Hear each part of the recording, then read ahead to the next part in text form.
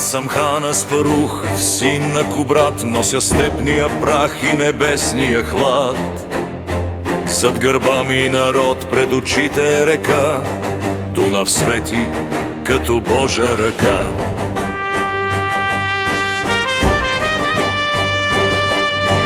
Вятърът свири в тревите суров, Балканът се буди огромен готов. Не пяна от сол и тъга, а земя, що ме чака и вика ела.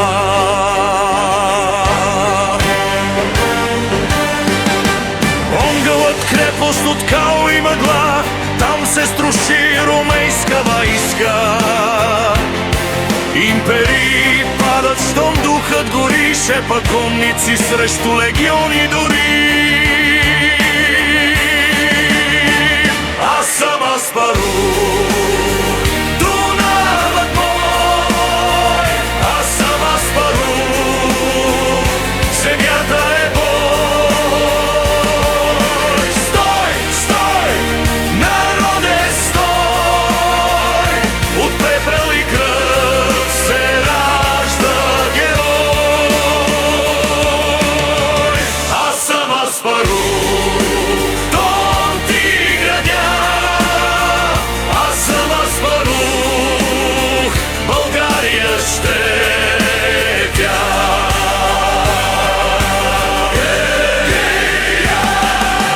Константин бяга със златния щит, страхът му тежи като счупен гранит. Славяни, българи, рамо до рамо, една кръв запали небето голямо.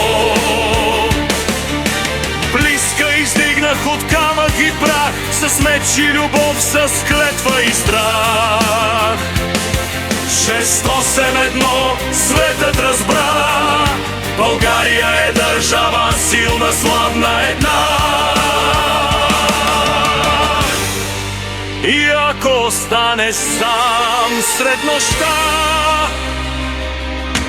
и ако те стегне мълчаща съдба, усмихни се на тъмното небе. Слънцето спи и гори вътре в твоето сърце. Скочи във времето диво без страх. Любовта е мост над бездната прах. Дори когато нямаш нищо в ръце, народът ти бие в твоето сърце. Аз съм Аспарух, Дунавът мой. Аз съм Аспарух, земята е бой.